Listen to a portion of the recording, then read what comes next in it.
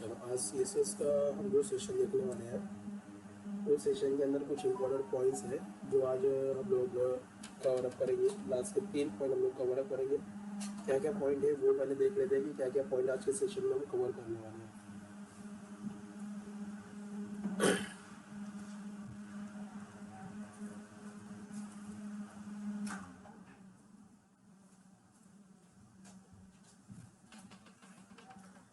तो आज के सेशन के अंदर हम तो एक कवर करेंगे कि फंक्शन क्या होता है, फंक्शन बनाते कैसे हैं। ऐसा ज़रूरी नहीं कि हम लोग कि सिर्फ जावास्क्रिप्ट में फंक्शन बनता है या PHP या कोई भी अदर लैंग्वेज के अंदर हमारा फंक्शन बनता है। हम CSS के अंदर भी फंक्शन कैसे बनाते हैं ये आज हम देखेंगे।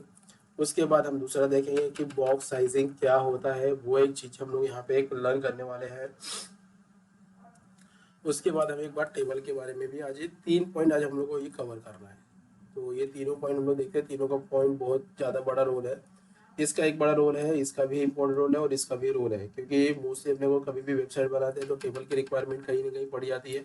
स्पेशली जब भी हम लोग टेम्पलेट बनाते हैं, टेम्पलेट का मतलब होता है ईमेल टेम्पलेट, तो मोस्टली हमारे HTML एंड CSS की रिक्वायरमेंट होती है। बट देखते हैं कि ये तीनों कैसे यूज़ कर सकते हो। फंक्शन का बहुत बड़ा रोल होता है हमारी वेबसाइट के लिए। एग्जाम्पल मैं बोलूँगा कि अगर आप समझो उन्होंने एक वेबसाइट बनाया हुआ है, हमारे पास एक वेबसाइट है और उस वेबसाइट के अंदर हमने बहुत सारे पैराग्राफ यूज़ किए, बहुत सारे कलर्स कॉम्बिनेशन यूज़ किए, बहुत सारी चीज़ें हैं। But after the complete the website, client ने बोला भाई, या कस्टमर ने बोला भाई मुझे ये कलर नहीं चाहिए, या कलर मुझे थोड़ा सा ऑड लग रहा है या डल लग रहा है, मतलब लुक एंड फील नहीं आ रहा है। तो उस जगह पे क्या होगा, जब कलर कोड मिलता है तो फिर आपको समझो 20 प्लेसेस पे प्लेस किया हुआ है तो 20 प्लेसेस जाके चेंज करोगे।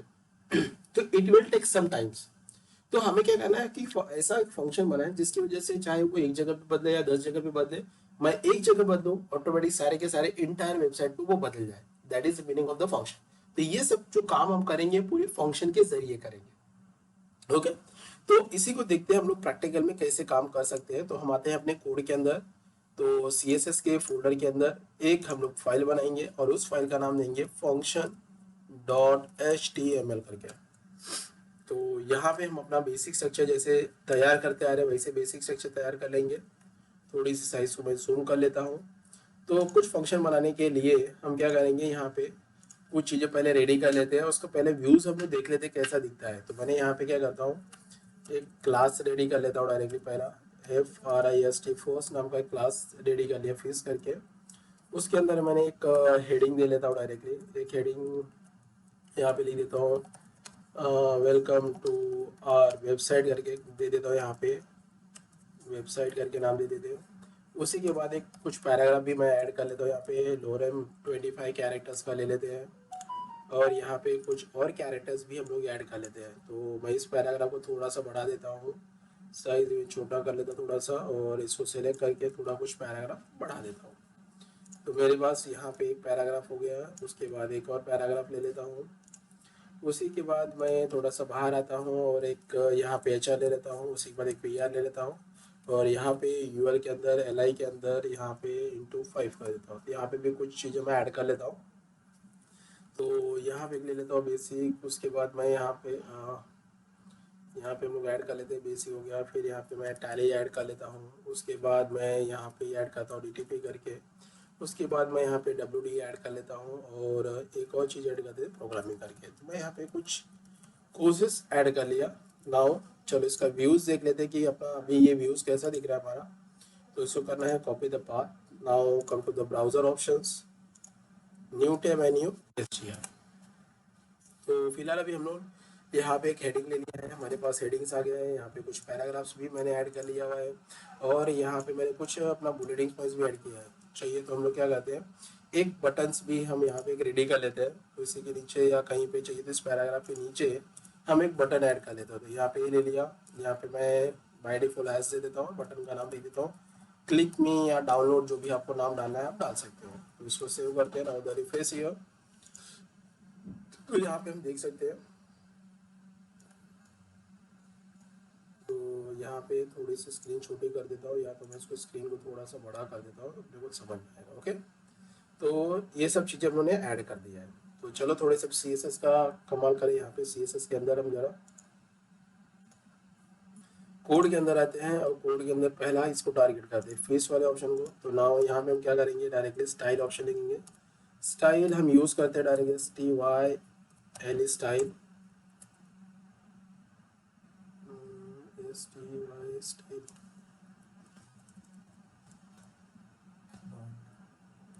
STY।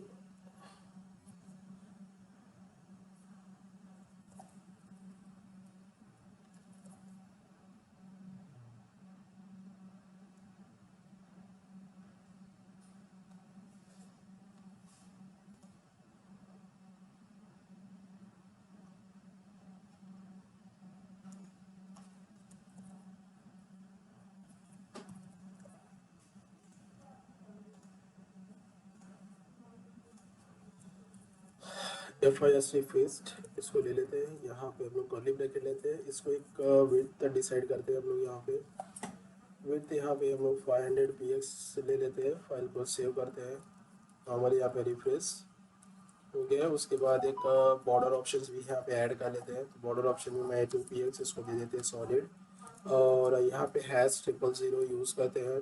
Now save your file, यहाँ पे रिफ्रेश करते हैं, तो हो गया। थोड़ा सा यहाँ पे बटन के नीचे हम एक BR टैग लगा देते हैं।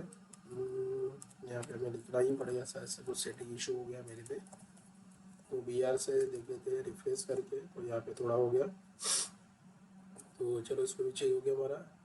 अब यहाँ पे हमें क्या करना है डायरेक्टली कि कलर भी अप्लाई करते, पहले बटन को सेट कर लें। तो बटन को सेट करने के लिए आप क्या करेंगे, यहाँ पे A यूज़ कर लें।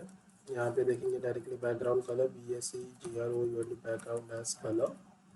आप यहाँ पे उसको दे देते हैं डायरेक्टली टील ऑप्शंस, इसको पैडिंग दे देते हैं हम लोग डायरेक्टली। पैडिंग इसको 10 px दे देते हैं हम लोग, 10 px सेव करके चेक कर लेते हैं ज़रा, हो गया। उसी के बाद उसको कलर भी ऑप्शन हम लोग दे देते हैं #F। उसके बाद text decorations, text decoration dash none कर लेते हैं, उसके नीचे की अंडरलाइन भी हट जाएगी हमारे पास। ओके, थोड़ा सा यहाँ पे मैं डाल देता हूँ मार्जिन डैश लेफ्ट ऑप्शंस, यहाँ पे डाल देता हूँ मैं 20 px, देख देते हैं डायरेक्टली, हो गया। थोड़ा सा बॉर्डर रेडियस भी डाल देते हैं, बॉर्डर RADIUS रेडियस, इसको दे देता हूँ 10 px। जो भी चीज़ें प्रीवियस हम लोगों ने रन किया वो सारी चीज़ें मैंने यहाँ पे अप्लाई कर दिया है। ओके, नाउ चलो इसको बैकग्राउंड कलर भी इसको भी सेट कर देते हैं। तो इसके अंदर आते हैं डायरेक्टली, यहाँ पे भी हम पैडिंग अप्लाई कर देते हैं, 10 px दे देते हैं इसको भी। और इसको भी बैकग्राउंड कलर हम लोग BSEGROUND बैकग्राउंड एज कलर, इसको मैं ऑरेंज दे देता हूँ। Now save the file, refresh here. Okay, हमारा चीज सेट हो गया। अब समझो ऐसे तुम लोगों ने फॉन्ट यूज किया है, कलर्स यूज किए, बहुत सारी जगह पे यूज है, क्योंकि हमारी वेबसाइट बनेगी तो एक पेज की तो वेबसाइट बनेगी नहीं, because we are not making a landing page. हम तो लैंडिंग पेज बना नहीं रहे, हमारे पास होम पेज होगा, अबाउट अस होगा, कॉन्टैक्ट अस होगा, सर्विसेज पेज होगा, ऐसे बहुत सारे अलग अलग तरीके के पेज आपके पास अवेलेबल होंगे। जब हम लोग वेबसाइट बनाते हैं तो उसके अंदर आपके डायरेक्टली होम पेज आएंगे, उसके बाद आपका डायरेक्टली अबाउट पेज आ जाएगा, उसके बाद सर्विस पेज आएगा, उसके बाद आपका टीम पेज आ जाएगा डायरेक्टली वेबसाइट के अंदर, फिर हमारा आता है डायरेक्टली कॉन्टैक्ट। तो ऐसे बहुत सारे पेजेस बनते हैं, और हर एक पेज के अंदर आपके पास सिमिलर कलर यूज होगा, सिमिलर फॉन्ट यूज होगा, बराबर। तो इस जगह पे इतने सारे जगह पे मैं कलर यूज किया, अभी मुझको समझो किसी ने बाद में बोला मुझे ये टील कलर नहीं चाहिए, मुझे भाई किसी और ने मुझे दूसरा कलर चाहिए, तो ये जो कलर लगा रहेगा वो सभी जगह लगा रहेगा। मुझे अगर समझो 10 प्लेसेस पे लगा तो 10 जगह पे प्लेस चेंज करना पड़ेगा। तो ऐसी चीज मैं काम ना करके मैं क्या करूंगा, डायरेक्टली उस जगह पे मैं यूज करूंगा डायरेक्टली फंक्शन यूज करें। तो फंक्शन हमें बनाने के लिए क्या करना पड़ेगा, हमें कोड में आना पड़ेगा, स्टाइल के अंदर यहाँ पे 2 डॉट देना है और यहाँ पे लिख रहा है रूट ऑप्शंस, एंटर करेंगे, डबल कर्ली ब्रैकेट के अंदर आना। अब फंक्शन हम बना रहे हैं यहाँ पे, तो पहले यहाँ पे रूट ले लेना है, 2 स्टार्टिंग में सेमीकोलन, फिर रूट लिखना है और कर्ली ब्रैकेट ओपन कर लेना है। अब जो जो चीज आपको बनाना है मोस्टली ये बूटस्ट्रैप के अंदर ये बन के आता है, इनबिल्ड बन के आता है हमें, हम सिर्फ उसके फंक्शनलिटी या उसके क्लासेस को यूज करने, जब आगे बूटस्ट्रैप पे क्लासेस चलेंगे तो ये सारी चीजें मैं आपको वहाँ पे बताऊंगा। तो फर्स्ट हम लोग क्या करेंगे, यहाँ पे डैश डैश लिखना है, उसके बाद जो चीज आपको नाम डालना है वो डाल सकते हो। मैंने यहाँ पे लिख दिया सीधा डायरेक्टली BACKGROUND बैकग्राउंड, यहाँ पे लिख दिया कलर। तो बैकग्राउंड कलर को मैंने यहाँ पे फिलहाल क्या करता हूँ, डायरेक्टली यूज करता हूँ पिंक करके। एक मैंने फंक्शन बना दिया, दूसरा फंक्शन में बनाता हूँ डायरेक्टली टेक्स्ट कलर। तो यहाँ पे लिखना है डॉट, 2 डैश लिखना है, फिर लिखना है टेक्स्ट डैश कलर, जो भी नाम आपको याद है, बट ऐसा रखो कि जिसकी वजह से मुझे चीजें समझ में आए, फंक्शन ध्यान रखना। तो टेक्स्ट कलर मैंने डिसाइड कर लिया, हैश एस एफ एफ लिया डायरेक्टली। उसके बाद डैश डैश यहाँ पे लिखता हूँ बॉर्डर कलर, डायरेक्टली मैं यहाँ पे डाल देता हूँ। तो बॉर्डर कलर में मैं लिख दिया 2px, उसको लिख देता हूँ सॉलिड। यहाँ पे मैं डाल देता हूँ ऑरेंज करके, तो मैंने कुछ डाल दिया हुआ है। उसी तरह से एक कलर ऑप्शन भी बना देता हूँ। तो यहाँ पे लिख देता हूँ टेक्स्ट, टेक्स्ट कलर ले लिया हुआ है। तो यहाँ पे मैं ले लेता हूँ डायरेक्टली, चलो 3 ही देख लेते हैं, हम लोग 3 फंक्शन बना के देते हैं। नॉर्मली फाइल को सेव करते हैं। अभी सेव करने के बाद अगर मैं यहाँ पे रिफ्लेक्ट करता हूँ अपने इस ब्राउजर के अंदर, तो कोई भी रिफ्लेक्शन फिलहाल के लिए नहीं होगा। ओके, तो चलो फिलहाल के लिए भी क्या करते हैं, ये बैकग्राउंड कलर टील है, तो भी फिलहाल हम लोग क्या करते हैं, यहाँ पे भी टील रख लेते हैं, बरोबर। तो यहाँ पे टील रख लिया, यहाँ पे कलर है रखा हुआ है तो वो रख लिया हम लोगों ने। उसके बाद यहाँ पे एक बैकग्राउंड कलर 2 यूज किया हुआ है, तो हम लोग क्या करेंगे, फिलहाल कलर एक ही रखते, अभी इतने ही रखते, सेव करते हैं। ओके, अभी कुछ चीजें चेंजेस नहीं हुए हैं। अब क्या करना है कि अब इनको लगाना कैसे है पहले तो वो देख लेते हैं हम लोग। तो मैं इस बैकग्राउंड कलर को पहले हटा देता हूँ, हटा दिया यहाँ से। अब सीधा लिखना है वेर ऑप्शंस, ब्रैकेट ओपन कर लो, ब्रैकेट क्लोज कर लिया। क्या लिख रहे हैं यहाँ पे, बैकग्राउंड कलर, ये जो नाम लिखा हुआ है ना, ये वाला उठा के कॉपी करके इसके अंदर डाल दो। पहले मैं सेव करके पहले दिखाता हूँ, बैकग्राउंड कलर हट गया, हट गया। अब उस वेरिएबल को यहाँ पे डाल दिया अंदर, वैर लिखना है, जो भी अपने फंक्शन का नाम रखा था वो फंक्शन का नाम यहाँ पे रखना है। Save your file, now the refresh, आ गया यहाँ पे। अब दूसरा क्या करना है मुझे, ये कलर यहाँ पे भी बैकग्राउंड लगा हुआ है, यहाँ पे हम लोग को टेक्स्ट कलर यहाँ पे चेंज करना है डायरेक्टली। देखो तो ये क्या करूंगा, टेक्स्ट कलर यहाँ पे लिखा हुआ है, तो इसको पहले यहाँ से हटा दो। फाइल को सेव करता हूँ, नाउ द रिफ्रेश हियर। तो यहाँ पे लिखोगे वेर ऑप्शंस, लिख दिया यहाँ पे। अब यहाँ पे जो तुमने फंक्शन बनाया है, कलर का नाम दिया है, वो इसके अंदर डाल दो, सेव कर दो, नाउ द रिफ्रेश, हो गया। अब समझो बाद में जाके किसी ने मुझे बोला कि भाई मुझे ये ऑरेंज कलर नहीं चाहिए, किसी ने और कलर बोल दिया, तो मुझे जाके इंडिविजुअली चेंज करने की जरूरत नहीं है। मैं क्या करूंगा, मैंने जो फंक्शन बनाया हुआ है उस फंक्शन के अंदर जाऊंगा और उस फंक्शन के अंदर सीधा एक बार मैं कलर का नाम डालूंगा, सेव करता हूँ, नाउ द रिफ्रेश करो, तो वो ऑटोमेटिक बदल जाएगा। मुझे बदलने की जरूरत नहीं है, जहां पे भी तुमने लगाया रहेगा। समझो टेक्स्ट कलर की बात है, तो मैं यहाँ पे टेक्स्ट कलर समझो ब्लैक लगा देता हूँ, 000 करके सेव करता हूँ, नाउ द रिफ्रेश करो। तो ये जब भी वेबसाइट बनाते हो तो we can use a function, तो फंक्शन के थ्रू से तुम्हारा काम एकदम इजी हो जाएगा। मतलब तुम्हें हर जगह पे जाके चीजें लगाने की जरूरत नहीं है। उस फंक्शन को पहले बना लो, फंक्शन में जो जो चीजें तुम्हें रिक्वायरमेंट है वो आप डाल दीजिए और उसी वेरिएबल को यूज करते रहिए। तो क्लाइंट एक बार बोले या 10 बार बोले, आपको सिर्फ फंक्शन में बदलोगे तो ये चीजें जहां जहां पे भी लगी रहेगी, ऑटोमेटिक वो चीजें चेंज हो जाए। This is the meaning of the function. Clear options, ये था हमारा फंक्शन का जरिया, जो हम लोगों ने ऑलमोस्ट देख लिया है। ओके, अब आते हैं दूसरा ऑप्शन, देखते हैं बॉक्स साइजिंग क्या होता है। बॉक्स साइजिंग भी वेरी इंपॉर्टेंट पार्ट होता है, तो चलो इसको भी हम लोग देख लेते हैं, बॉक्स साइजिंग कैसे लगाना है। तो उसके लिए मैं क्या करता हूँ, एक नया पेज ले लेता हूँ और इसको दे देता हूँ डायरेक्टली बॉक्स डॉट एचटीएमएल करके दे देता हूँ यहाँ पे, सॉरी बॉक्स डॉट एचटीएमएल करके ले लेता हूँ। अब इसका बेसिक स्ट्रक्चर्स आप यहाँ पे तैयार कर लीजिए। अब बॉक्स साइजिंग में देख लेते हैं कैसे यूज करना है। तो यहाँ पे ले लेता हूँ डायरेक्टली FRIST फर्स्ट, कुछ लिखूंगा ना, इसमें लिख देता हूँ बॉक्स -1 करके ले लेता हूँ, एंड करता हूँ, इसी को डबल कोड में ले लेता हूँ और इसी के बीच में एक HR डाल देता हूँ, सेव करते हैं और इनसे कॉपी द पाथ और अपने ब्राउजर्स में आते हैं हम, डायरेक्टली हमारा जो ब्राउजर्स होगा उस ब्राउजर के अंदर पेस्ट कर देते हैं। हो गया बॉक्स 1 बॉक्स 2 करते हैं, आ गया सॉरी, यहाँ पे मैं लिख देता हूँ बॉक्स 2 करके, सेव योर फाइल, रिफ्रेश। और चाहिए तो हम लोग थोड़ा सा इनके साइज बढ़ा देते हैं, तो इसको कट करके हम लोग H1 ले लेते हैं, उसके अंदर डाल देते हैं। इसको भी वही काम करेंगे, कट करते हैं, यहाँ पे H1 यूज करते हैं, इनके पेस्ट कर देते हैं। ओके, अब इनको थोड़ा सा CSS भी अप्लाई कर लेते हैं। तो ऊपर आते हैं, तो यहाँ पे सीधा लिखना है स्टाइल ऑप्शंस, यहाँ पे लिख दिया। तो .FRIST फर्स्ट यहाँ पे ले लेते हैं डायरेक्टली, कर्ली ब्रैकेट, यहाँ पे मैं बैकग्राउंड कलर यूज करता हूँ, ऑरेंज ऑप्शंस ले लिया इसको, और यहाँ पे फाइल को सेव कर देना, नाउ द रिफ्रेश हियर, तो ले लिया यहाँ पे। इसको मैं यहाँ पे यूज करता हूँ क्लास सेकेंड करके,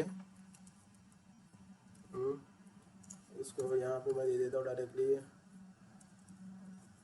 इसको विड्थ में लगा देता हूँ डायरेक्टली, विड्थ 500 px से देता हूँ उसको, और इसकी हाइट भी मैं सेट कर लेता हूँ। हाइट कुछ मैं 250 px से देता हूँ। Save your file, now the refresh here. Okay, set हो गया। सेम प्रोसीजर मुझे करना है हमारे सेकेंड के लिए भी। तो यहाँ पे डॉट सेकेंड ले लेते हैं, curly bracket, open the bracket, save. यहाँ से हम लोग बैकग्राउंड कलर चेंज करेंगे। यहाँ पे मैंने बैकग्राउंड BSA के बैकग्राउंड कलर मैं ले लेता हूँ डायरेक्टली टील करके। दोनों में चीज़ें सिमिलर रखा हुआ। ओके, अब यहाँ पे बॉक्स साइजिंग का मतलब क्या होता है वो अपने को जानना जरूरी है। बॉक्स साइजिंग होता क्या है? तो बॉक्स साइजिंग में दो चीज अपने को पढ़ना है। बॉक्स साइजिंग के अंदर होता है, एक होता है कंटेंट बॉक्स होता है, CONT कंटेंट डैश बॉक्स होता है, जो बाय डिफॉल्ट होता है, जो अभी हम लोग देख रहे हैं that is the by default. दूसरा होता है हमारा बॉर्डर बॉक्स होता है, बॉर्डर डैश बॉक्स होता है। अब दोनों में डिफरेंट क्या होता है वो जानना जरूरी है। चलो तो प्रैक्टिकल समझते हैं। तो फिलहाल मैं कोड में आता हूँ, इसको मैं क्या करता हूँ थोड़ा सा कम कर देता हूँ, 200 डाल देता हूँ, और यहाँ पे भी 200 डाल देते हैं। ओके, रिफ्रेश कर दें। अब दोनों में मैंने जो काम करा दोनों सेम है, बरोबर है। अब मैं नीचे वाले में क्या करता हूँ, यहाँ पे लगा देता हूँ डायरेक्टली पैडिंग। यहाँ पे लग दिया 10 px, फाइल को सेव कर देना, नाउ द रिफ्रेश। क्या फर्क आया दोनों में? दिख रहा है एक की साइज बढ़ गई, पैडिंग लगाया तो बढ़ गई। उसके बाद मैंने यहाँ पे लगा दिया डायरेक्टली बॉर्डर भी लगाता हूँ, तो बॉर्डर मैंने यहाँ पे 2 px। उसके बाद मैंने यहाँ पे सॉलिड, और यहाँ पे मैं ब्लैक कलर लगा देता हूँ। Save your file, now the refresh here.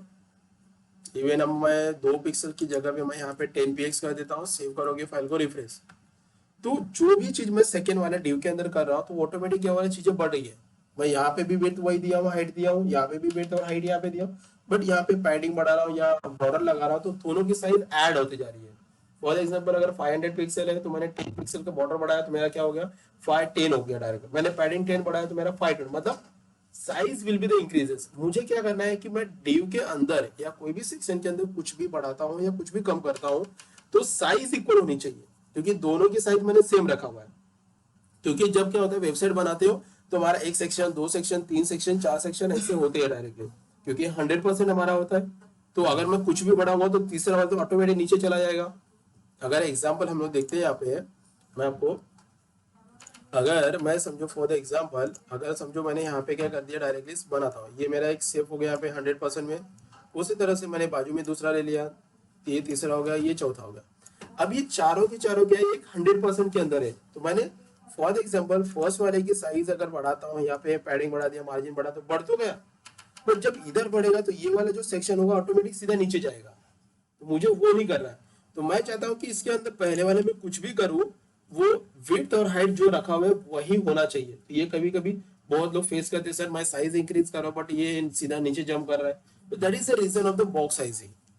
तो अब क्या करना है कि हम लोगों ने देख लिया, पहला तो बाय डिफॉल्ट है, जो भी हम लोगों ने देखा this is the by default है। तो दूसरा क्या होता है वो देखते हैं। तो उसको लगाएंगे कैसे, हम लोग अभी सेकेंड वाले में लगाते हैं। तो यहाँ पे सीधा लिखना है डायरेक्टली बॉक्स साइजिंग, जिसमें दिख रहा है पहला कंटेंट बॉक्स, इसके अंदर this is the by default options, no will be the changes, as it is जैसा हमारा है वैसा दिखेगा। बट अगर इसको मैं हटा के यहाँ पे अगर मैं लगा देता हूँ डायरेक्टली बॉर्डर बॉक्स, तो बॉर्डर बॉक्स में क्या होगा, नॉर्मली विड्थ हाइट दोनों पकड़ा बरोबर, साइज भी मेरा वही है, पैडिंग भी बढ़ाया और मैंने बॉर्डर भी लगाया, बट उसी के अंदर वो ले रहा है। मतलब जैसे बोलते हैं ना भाई, मैंने एक जगह लिया हुआ है, उस जगह पे मुझे घर बनाना है तो मैं जगह के बाहर नहीं जाके बनाऊँ। अगर जगह के बाहर बनाऊंगा तो हमें क्या करना, पेनल्टी पे करना पड़ेगा। तो हमें एक चीज अंदर ही बना रहे, तो अंदर तुम घटाओ या कम बढ़ाओ, उससे लेना देना नहीं। तो this is called for the box sizing.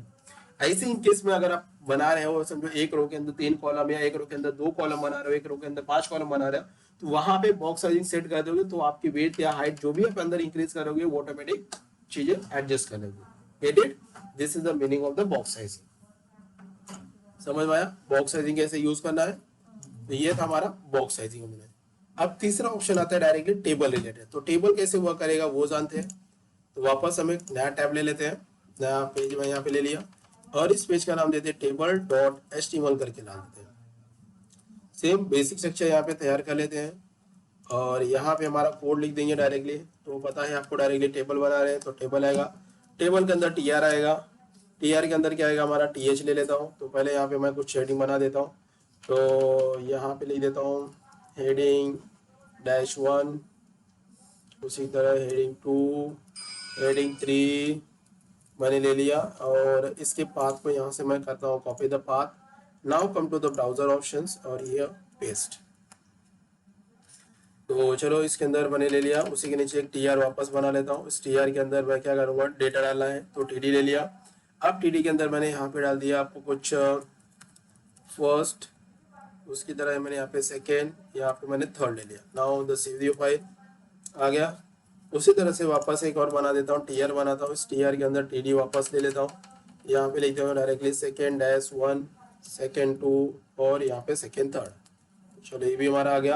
एक और ऐड कर लेते हैं हम लोग, तीसरा वाला भी। तो यहाँ पे टीआर तीसरा रो ले लिया, उसके बाद टीडी और यहाँ पे ले लेता हूँ THI थर्ड।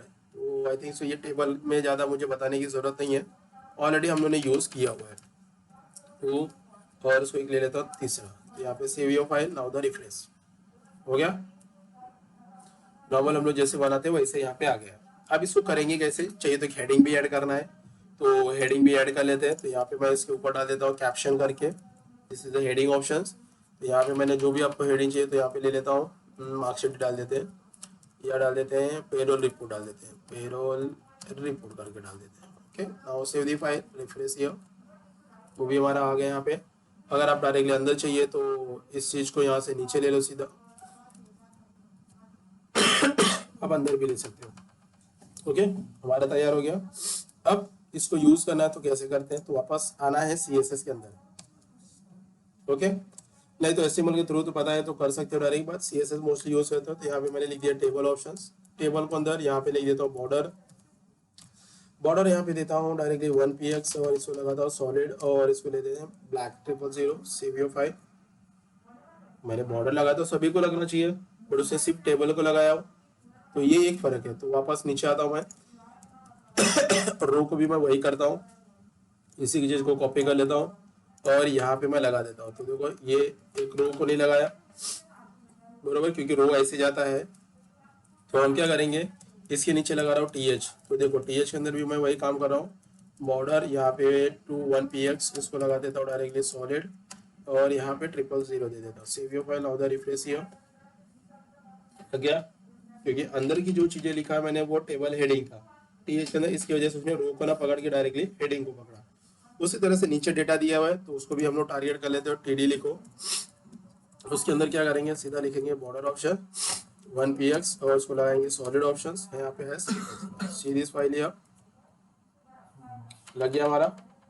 अब मुझे क्या करना है कि ये जो बीच में गैप आ रही है तो वो हटाना है। तो उसके लिए सीधा क्या करो, टेबल के अंदर चले जाओ, नीचे लिखोगे डायरेक्टली बॉर्डर कोलैप्स, डैश यहाँ पे कोलैप्स लिख दो। अब बाय डिफॉल्ट सेपरेट लगाता हूँ, सेपरेट में क्या होगा, जो अभी जैसा दिख रहा है वैसे दिखेगा, बीच में आपको गैप नजर आएगा। मैं चाहता हूँ गैप नहीं दिखना चाहिए तो इसकी जगह पे क्या करोगे, सीधा लगाओगे कोलैप्स करके। Save your file, now the refresh here. Automatic चीजें निकल गई वहाँ पे। अब उसी तरह से आप हेडिंग या पैडिंग भी लगा सकते हो। तो मैं यहाँ पे टीडिंग के अंदर लगा देता हूँ, डायरेक्टली यहाँ पे लगाता हूँ पैडिंग करके 10px और यहाँ पे 12px लगा देता हूँ। सेव दी फाइल, चलो भाई हो गया, देख रहा है। अब पैडिंग यहाँ पे भी लगी हमारा, यहाँ पे हेडिंग में मैंने ऑलमोस्ट लगाया नहीं है। अगर यही चीज़ आपको लगाना है तो यहाँ से हम लोग क्या करेंगे, कॉपी करेंगे। तो यार TH के ऑप्शन यहाँ पे एंटर करो, पेस्ट। तो आप यहाँ पे भी देख सकते हो उसकी चीज़ें यहाँ पे बढ़ गई है। ओके, अब एक और चीज भी लगा सकते हो, इसी के अंदर आप डायरेक्टली लगा दो, वर्टिकल अलाइन भी लगा दो। मैं इसको कर देता हूँ यहाँ पे बॉटम ऑप्शंस कर देता हूँ। सेव दी फाइल, नॉर्मल इसको फ्रेश करोगे तो यहाँ पे इसकी क्या करते हैं हम लोग, हाइट बढ़ा देते हैं। पहला HEIG हाइट यहाँ पे ले लेते हैं, मैं डायरेक्टली 250px ले लेता हूँ। सेव दी फाइल, ज़्यादा ही बढ़ गया हमारा, दिख रहा है बॉटम में चला गया।